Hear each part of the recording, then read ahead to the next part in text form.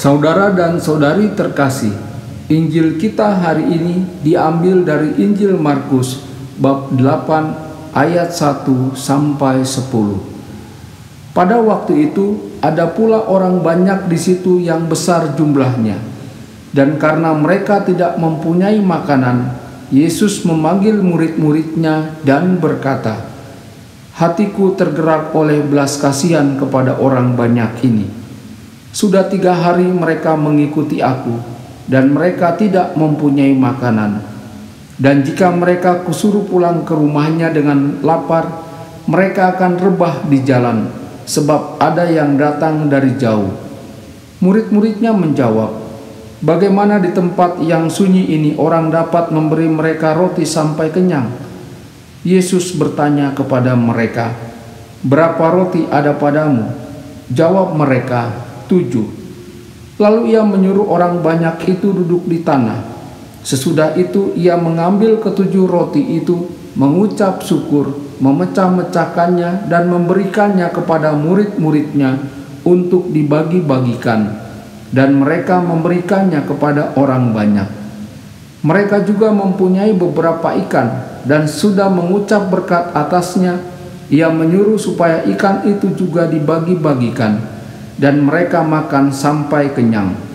Kemudian orang mengumpulkan potongan-potongan roti yang sisa sebanyak 7 bakul. Mereka itu ada kira-kira 4.000 orang. Lalu Yesus menyuruh mereka pulang. Ia segera naik ke perahu dengan murid-muridnya dan bertolak ke daerah Dalmanuta. Berbahagialah orang yang mendengarkan sabda Tuhan dan tekun melaksanakannya. Sabdamu adalah jalan, kebenaran dan hidup kami.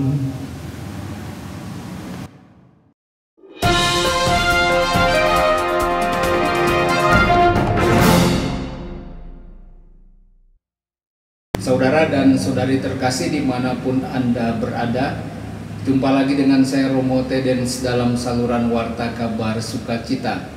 Semoga Anda semua tetap dalam keadaan sehat dan berbahagia.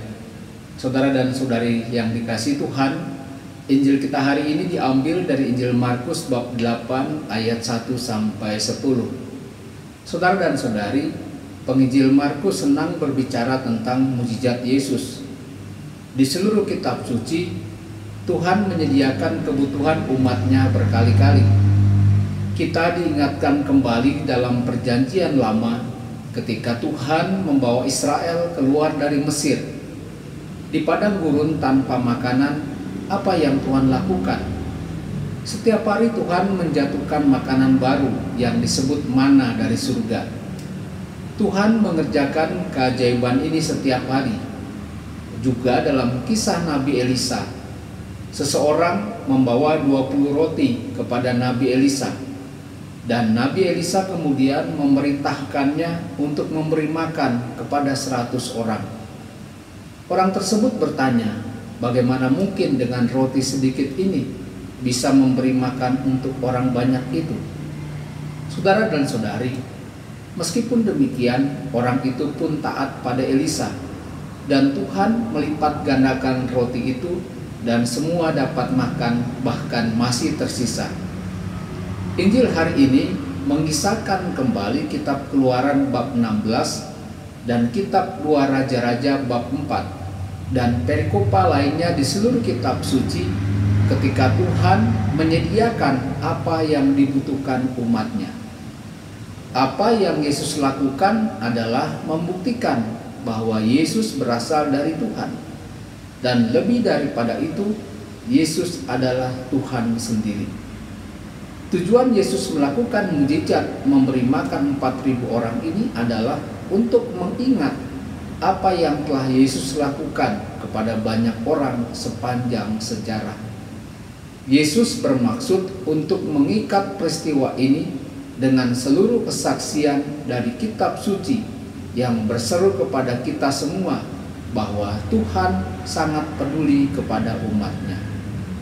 Saat kita membaca kitab suci, kita tidak bisa membantah kebenaran itu, dan itu sangatlah jelas. Tetapi ketika kita berpikir untuk menerapkan kebenaran itu pada diri kita sendiri, maka kita bertanya-tanya, apakah kita mempercayainya? Apakah Anda percaya bahwa Tuhan peduli pada Anda?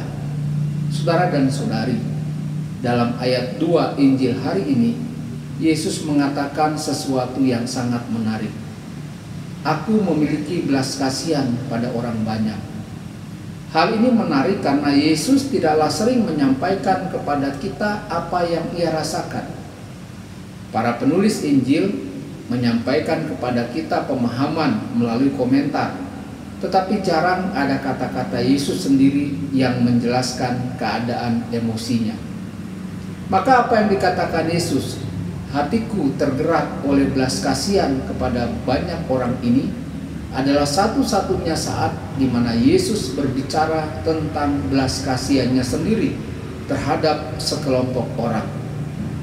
Hal ini tentu mengejutkan. Mengapa? Siapakah yang ada di kerumunan orang banyak itu?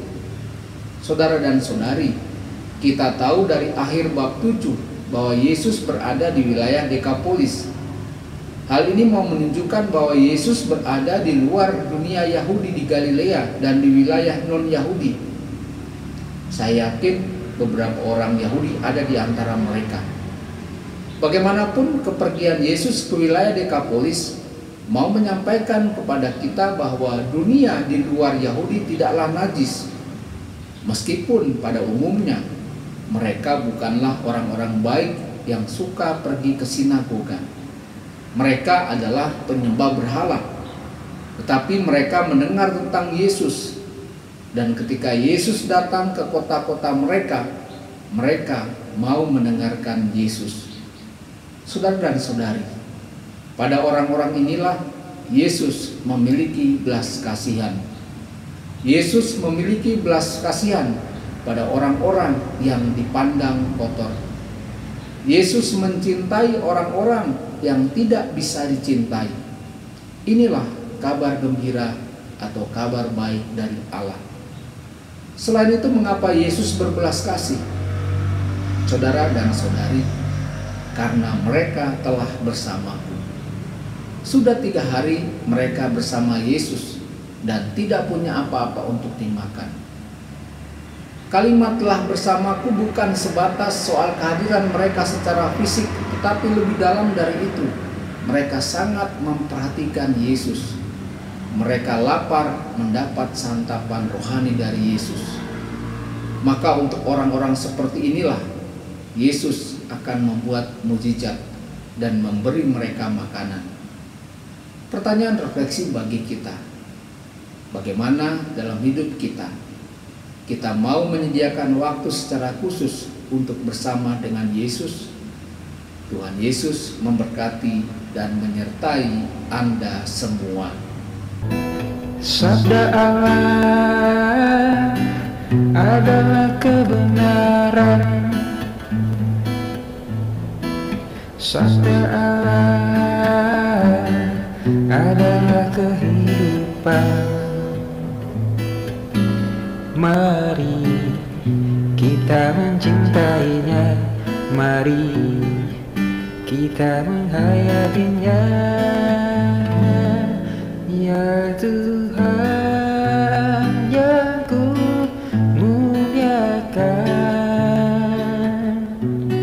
sabdamu angkat resahku.